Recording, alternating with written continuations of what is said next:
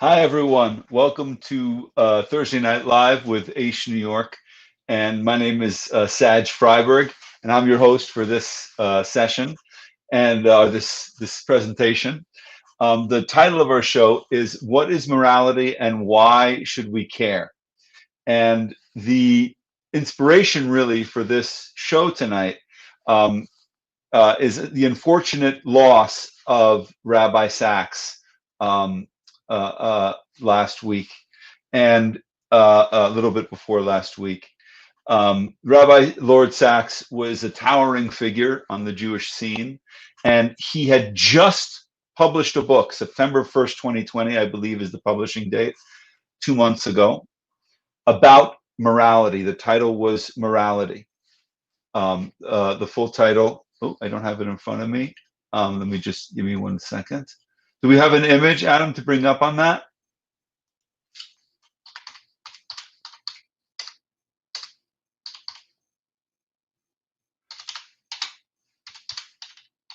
I'm about to quote from the book itself, but the full title is Morality, Restoring the Common Good in Divided Times. So this book by the late Lord Sack is really part of our inspiration to think about him a little bit and to be inspired by his book to discuss the issue of morality. Just reading from his introduction, Rabbi Sack said the following thing: a free society is a moral achievement. Over the past 50 years in the West, this truth has been forgotten, ignored, or denied. That is why today liberal democracy is at risk. Societal freedom cannot be sustained by market economics and liberal democratic politics alone. It needs a third element: morality. He goes on to say the market will be merciless. Politics will be deceiving, divisive, confrontational, and extreme. People will feel anxious, uncertain, fearful, aggressive, unstable, unrooted, and unloved. They will focus on promoting themselves instead of the one thing that will give them lasting happiness, making life better for others. People will be, by historic standards, financially rich, but emotionally poor. Freedom itself will be at risk from the far right and the far left. The far right dreaming of a golden age that never was, the far left dreaming of a utopia that will never be. And the only way we can avoid this dystopia, according to Rabbi Sack, is a return to morality. So we're very, very happy to have a very special guest helping us discuss this topic and enlarge on this topic, Professor Paul Franks of Yale University. Professor Franks is a professor of philosophy and Judaic studies, as well as religious studies and Germanic language and literature at Yale University. He works on Kantian and post-Kantian metaphysics and epistemology and Jewish philosophy, and he is currently writing a book on the contribution of Jewish philosophy and Kabbalah to modern European philosophy. He's an illustrious graduate of many wonderful universities, Oxford and Harvard, and also Gateshead Yeshiva, although Yeshiva is a bit different. I guess somebody never graduates from that. But without further ado, let me please introduce to Thursday Night Live and bring on Professor Paul Franks. Good evening, and thank you very much for having me. It's a real pleasure and a privilege. Thank you for being here to discuss Lord Sack and morality in general. I wanted to begin by asking you how you knew Rabbi Sack. We talked a little bit before the show about how you came in contact with him. It seems that you had some personal contact with him. And what was he like? And in your opinion, why was he considered, what made him an authority on the issue of morality? Well, I think in the first place, he was just an incredibly warm person. And no matter how much of a celebrity he was, no matter how much he was spending his time with princes and kings and queens and elevated to the House of Lords and so on, he always was extremely personable and always asked about how you were in the most direct way. When he was talking to you, you were the only person in the room who really mattered. And for me, he was an especially important example. I think I first encountered him, as far as I recall, when I was probably a teenager, and he and I had a lot in common. I was a yeshiva student who was extremely interested in philosophy.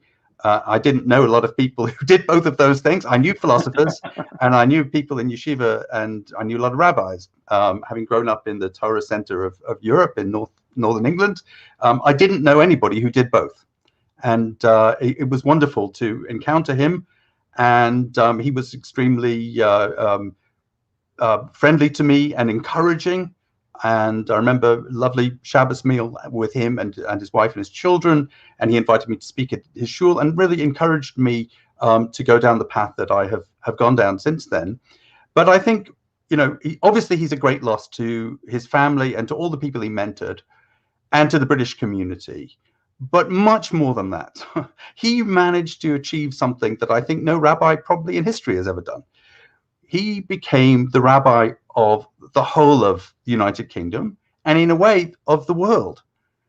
In Britain, his voice became incredibly familiar. He would speak regularly on the BBC, on the radio, and he did what was called Thought. It's called Thought for the Day, and he's addressing everybody. It's not particularly to Jews, and he also gave the Wreath lectures, which are the most important lectures under the aegis of the BBC.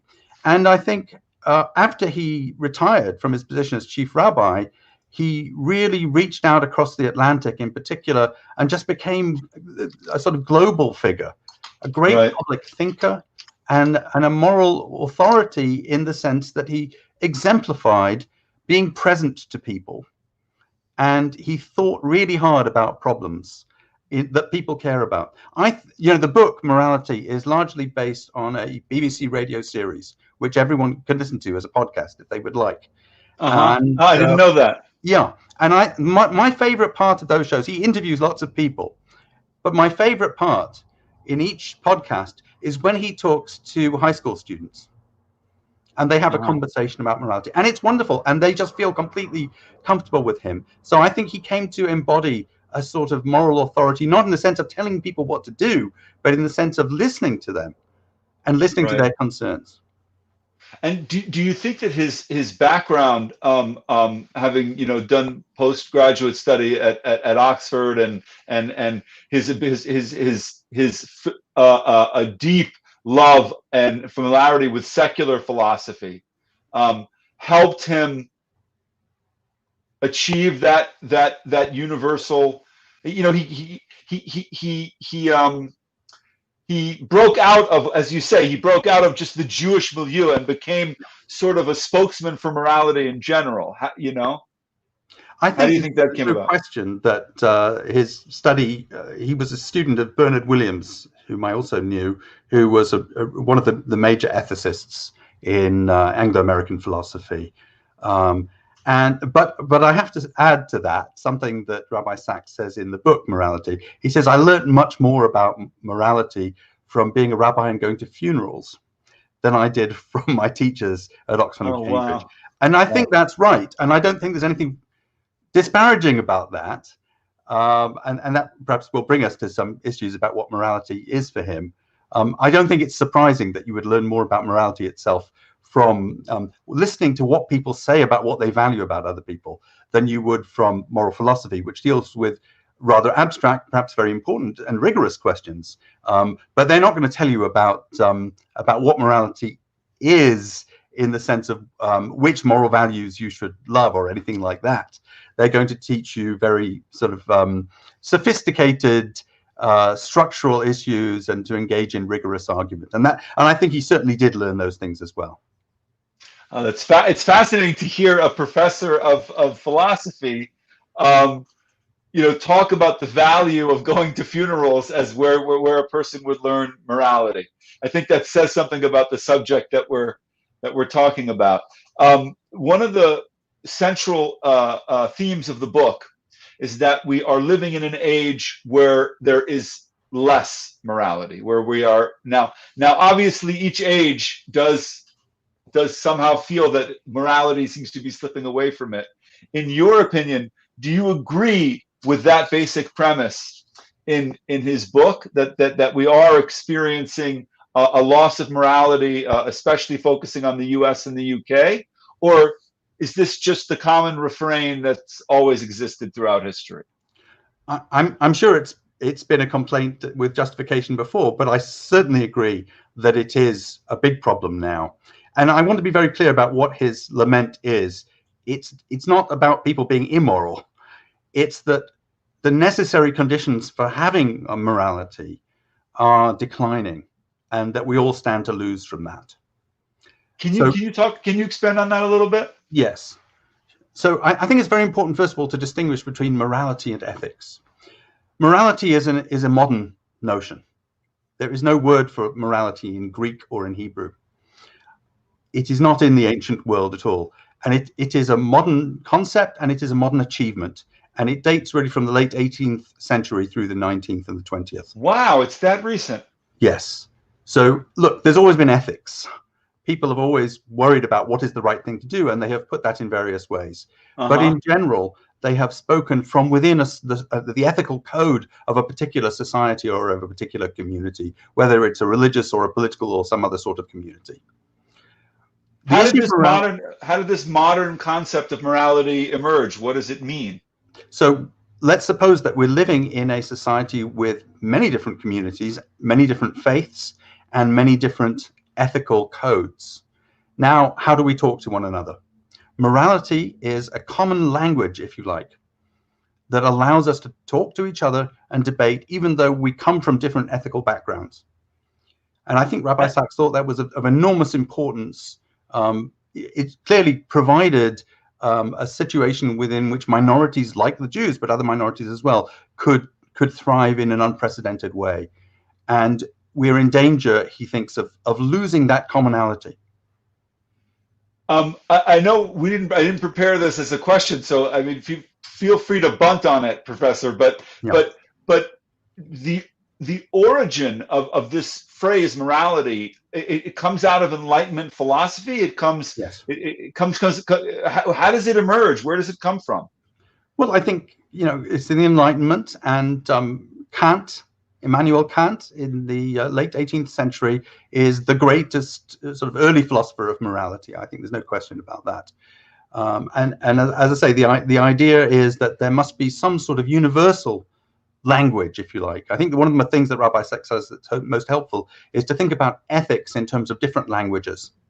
So let's say that each community has its ethical code, each faith community, and so on, and they have their own language with their own ethical value words. So the first thing we would have to do to talk to each other would be to translate from one to the other.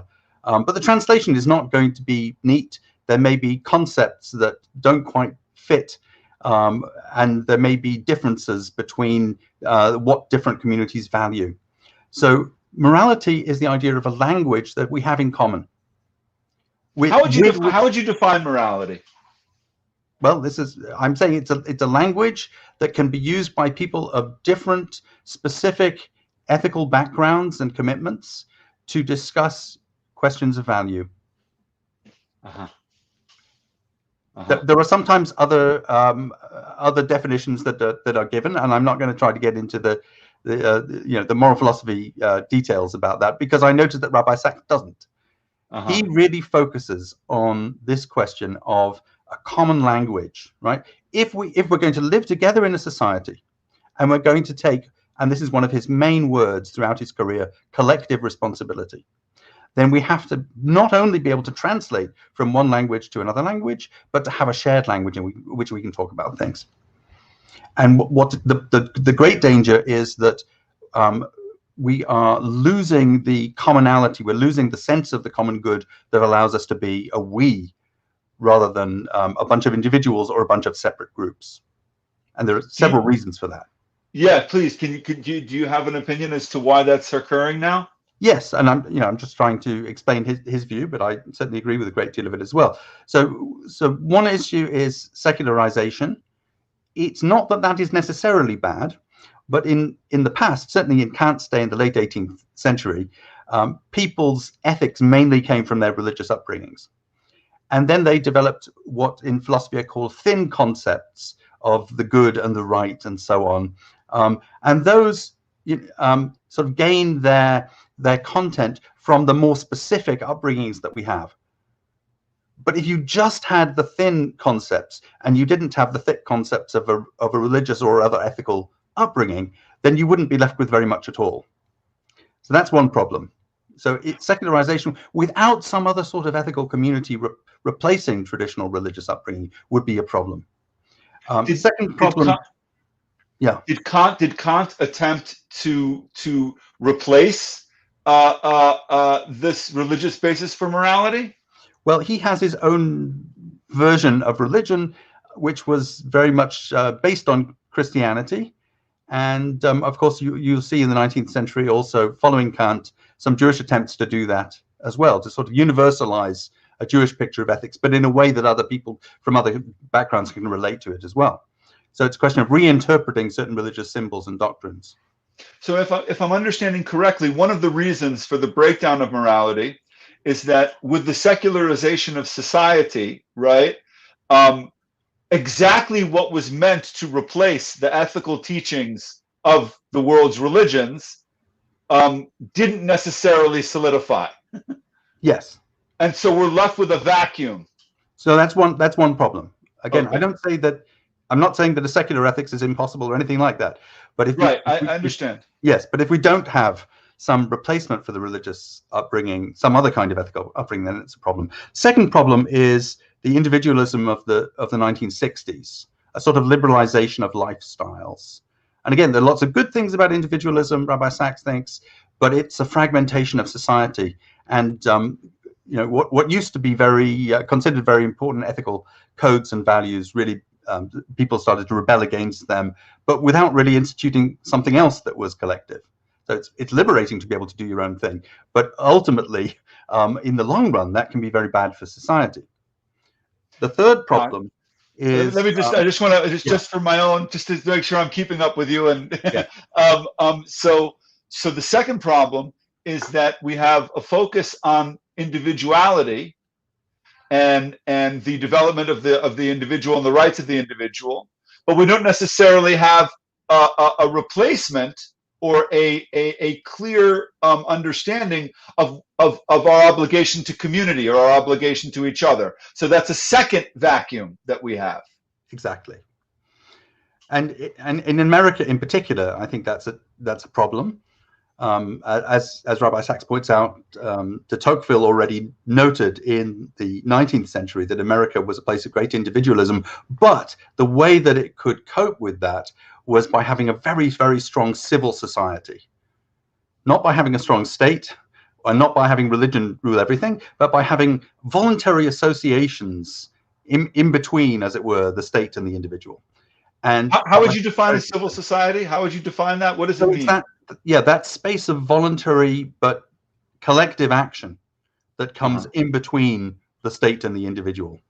So it could be trade unions, it could be various political associations, it could be welfare associations. So, but we need some sort of robust commitment to the development of ourselves as a community.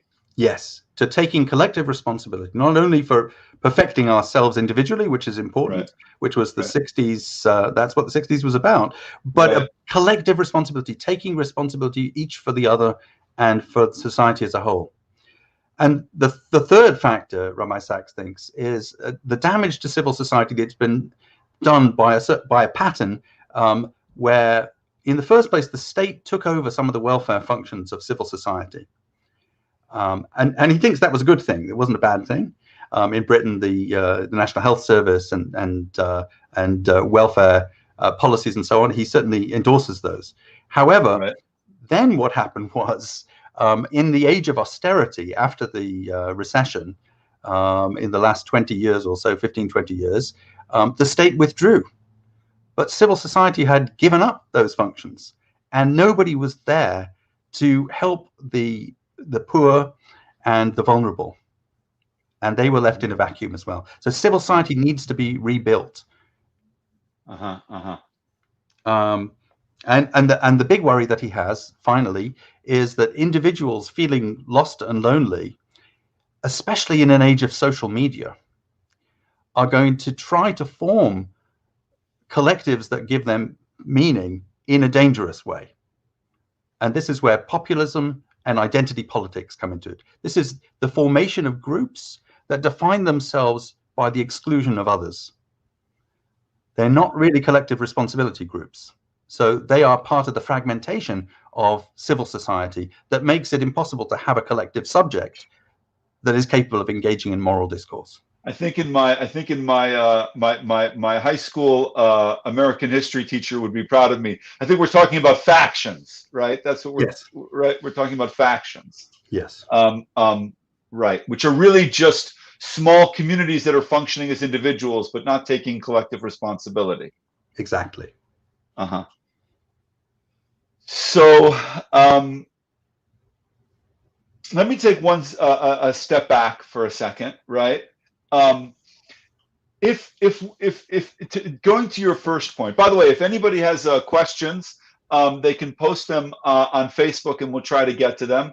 I see one question here from Gerald, and it has to be stated again. I don't quite understand the question.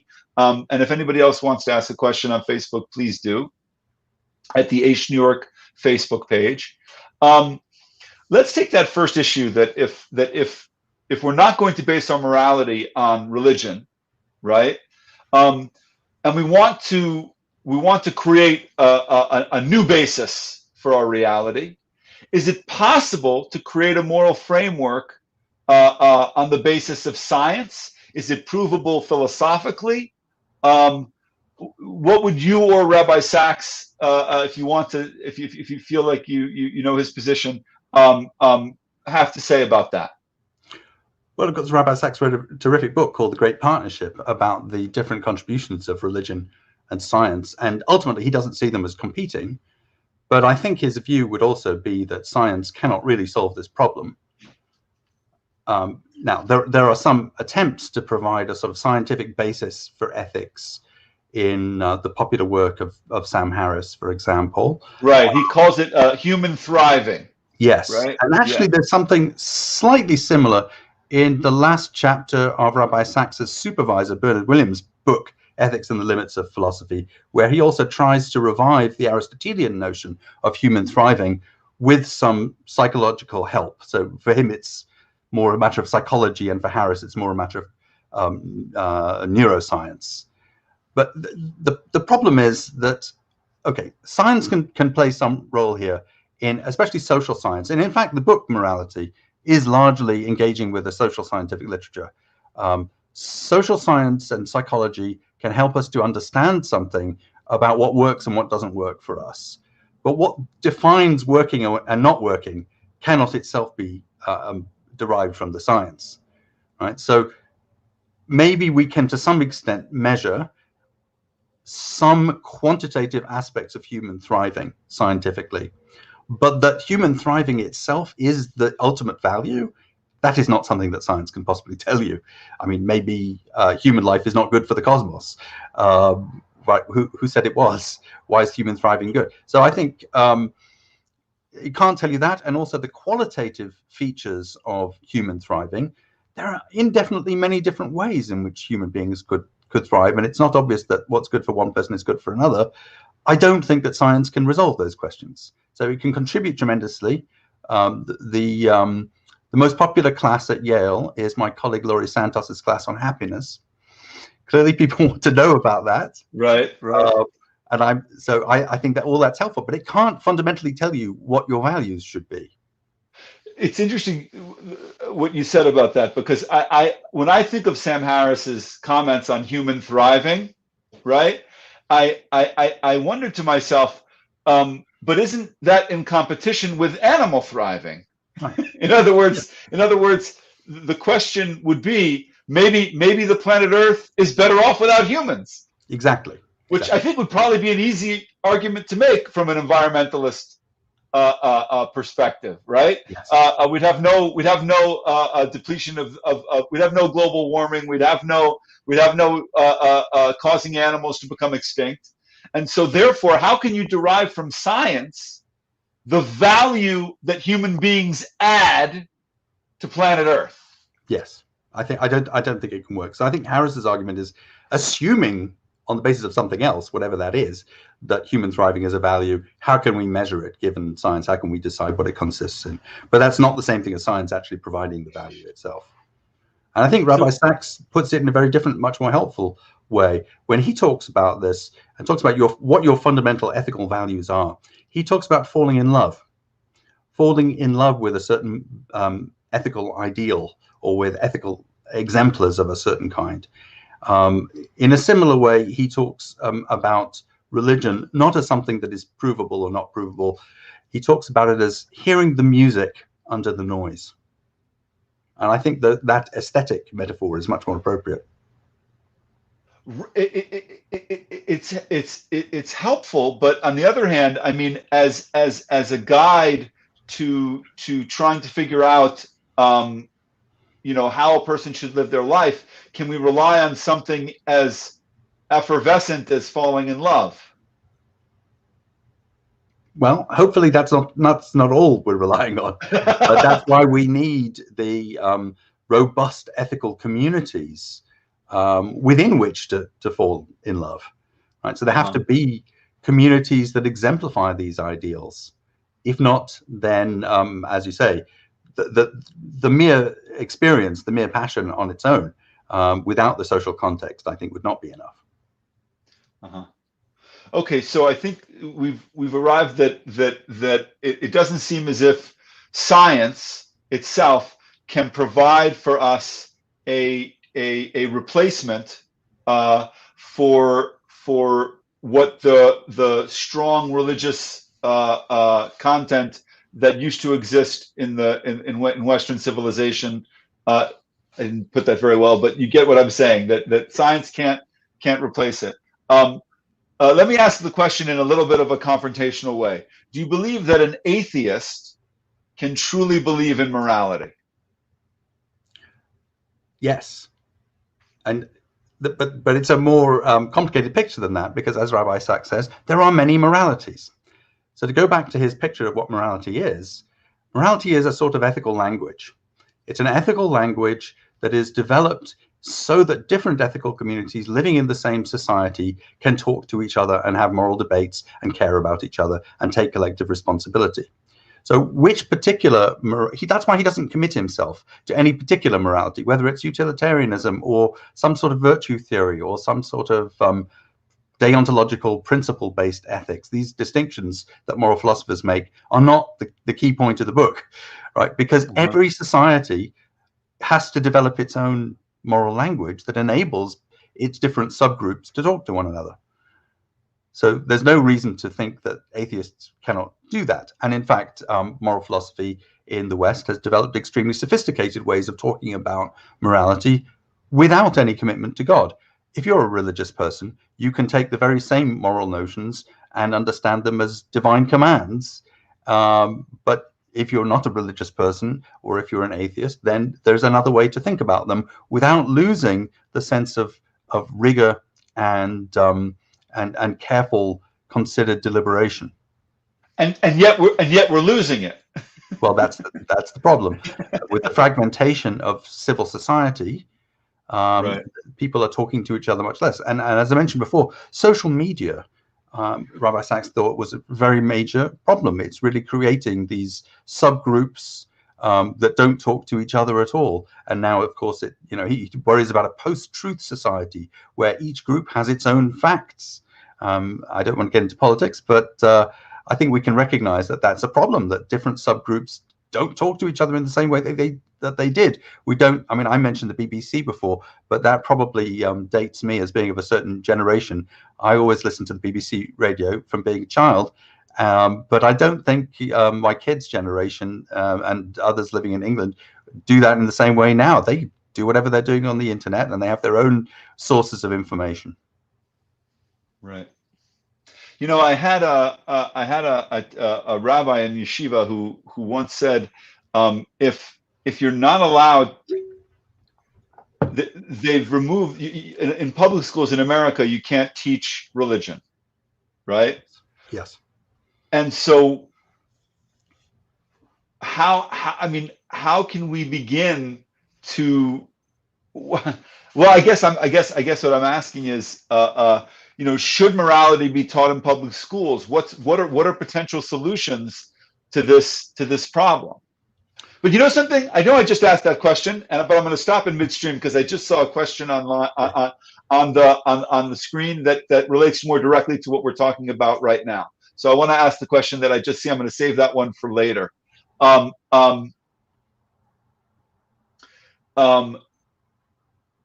the need for a common moral language to enable different ethical traditions to communicate imply that ethical systems are all relative, that none of them are universal, ours included? Oh, that's an interesting question. I don't think so. I don't think plurality entails relativity. But this is an interesting question from a Jewish point of view. And of course, Rabbi Sacks wrote a fascinating book about it called The Dignity of Difference. And his view was that without the slightest compromise on his commitment to the truth of Judaism, he could also acknowledge that there was truth in other ethical and religious ways of life and views as well. That is part of the human condition. So obviously there may be cases where there's an actual disagreement. That's a different issue. But nevertheless, plurality is one thing and relativity is something else. And I think just the fact that there are many opinions on an issue doesn't indicate that one of them might be correct universally.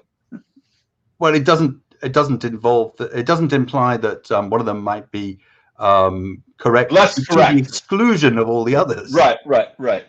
Just the fact that many people disagree about morality doesn't say anything about whether or not a universal morality could or should or does exist. Yes.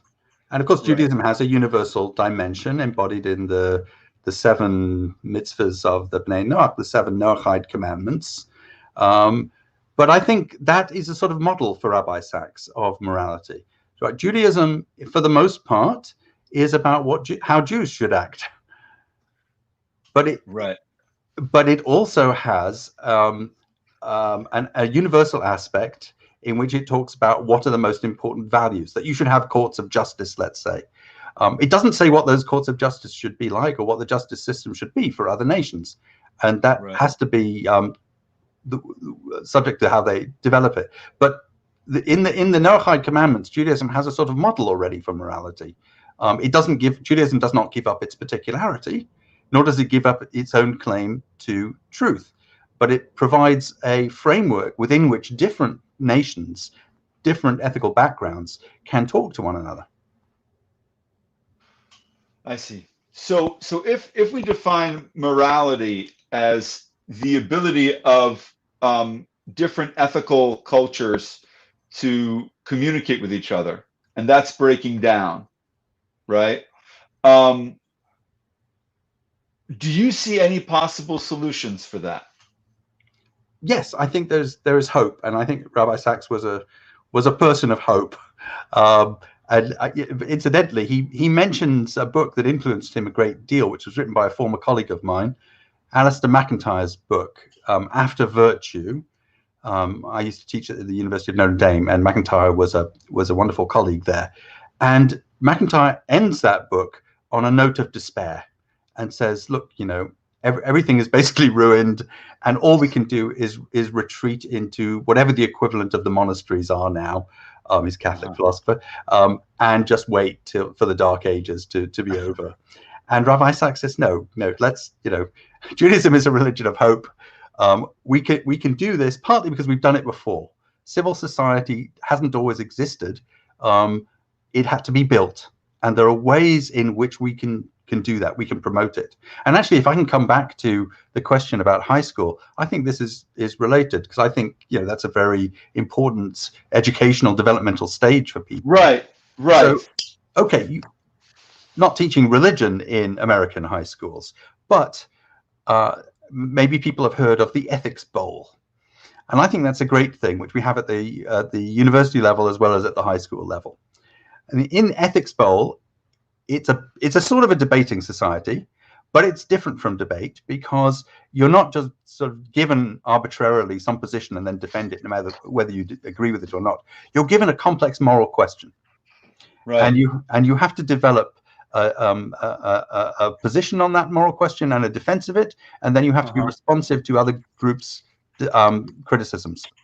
And that, I think, is a wonderful thing. And if you listen, as I said, to Rabbi Sack's podcast, to the bits where he's talking to high school students, that's exactly what he does with them.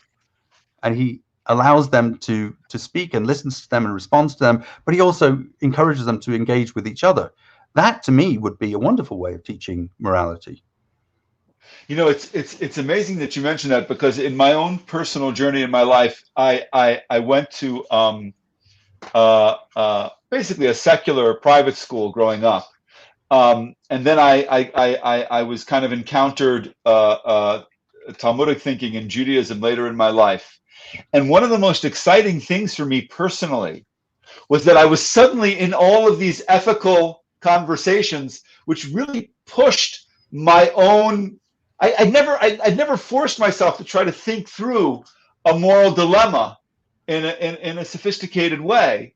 And I think that high schoolers and young people would be very interested in doing that, but for some reason, and maybe the cause of it is, I don't know what the cause is, but why isn't that happening in schools at a young age?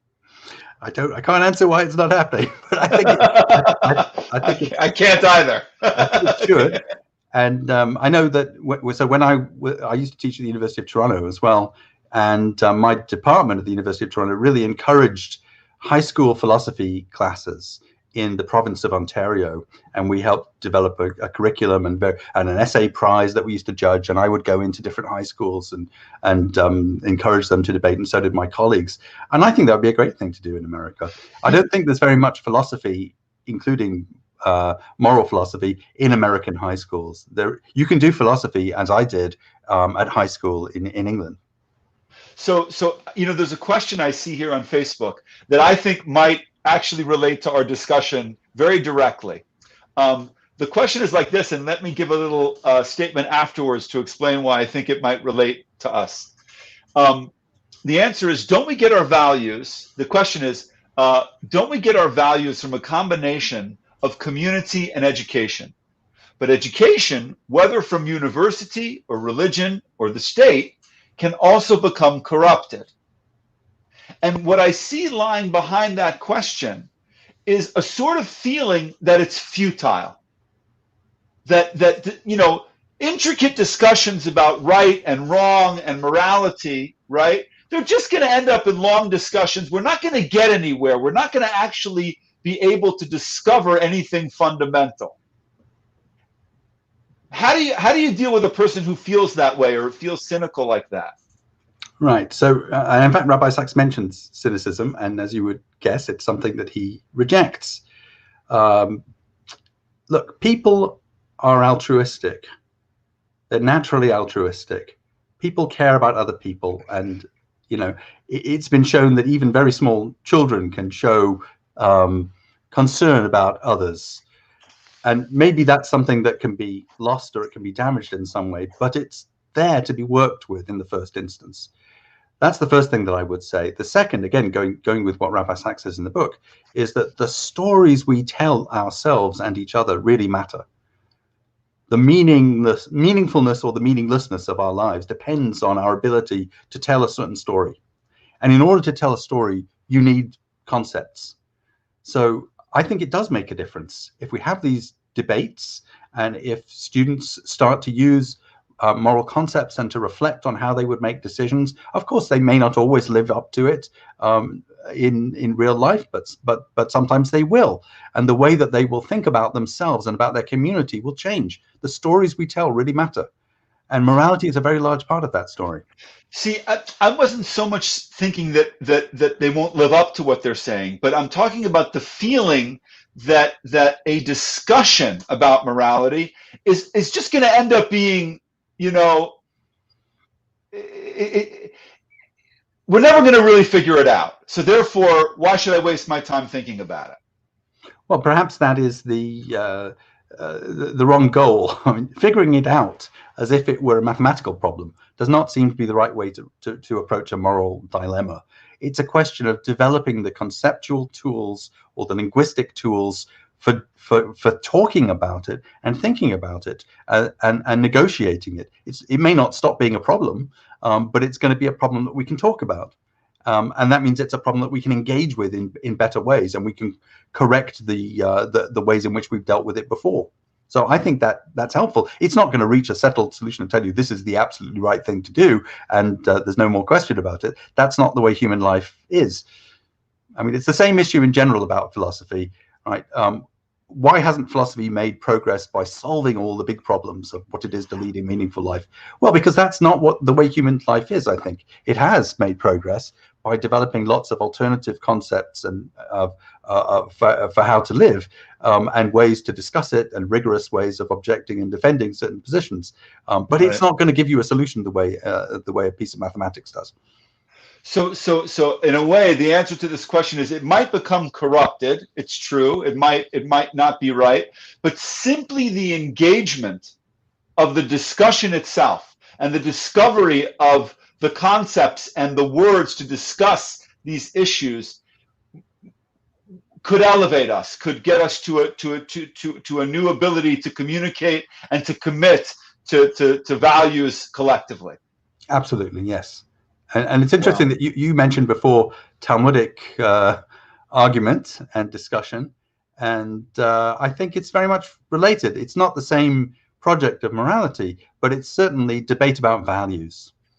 And there's very often, as you well know, no resolution in a sugya, in a Talmudic topic, but that doesn't detract in any way from the value of the discussion, which makes us refine our concepts and think about the way we're acting and the way we're talking in improved ways, and the way we deal with each other, the way we treat each other.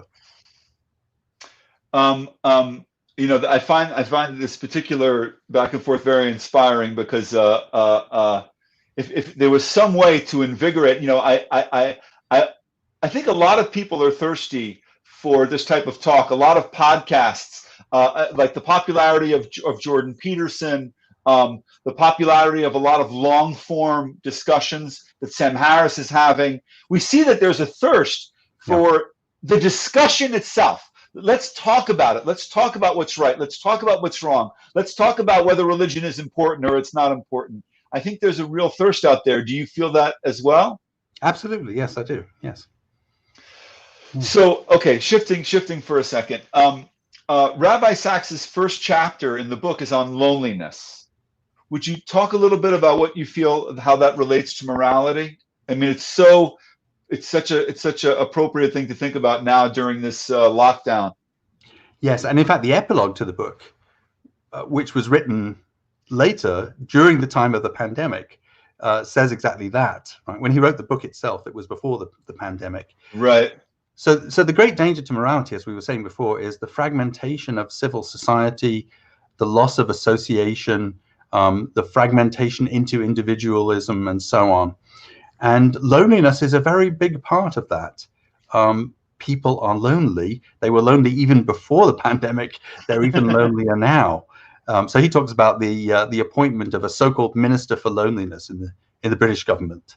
I don't think that's the official title, but basically someone to deal with that problem. And that's again because of the decay of voluntary associations. Even if you weren't a member of the church, or maybe you were a member, but you would be a member of the union, or you would have your local pub to go to, or whatever it was. That you would be in the village and you would know people. That's not the case anymore. People are, even before the pandemic, holed up at home.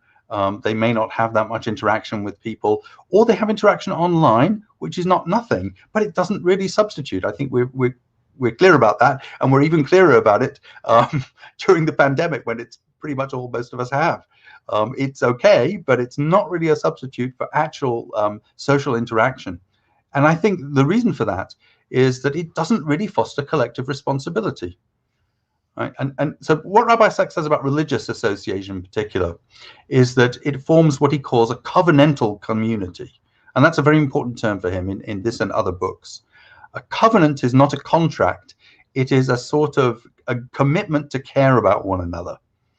And religion has been extremely effective in establishing that sort of community. Again, I'm not saying only religion can do it. There may be other ways to do it, but that happens to be the way in which religion has been effective in the past.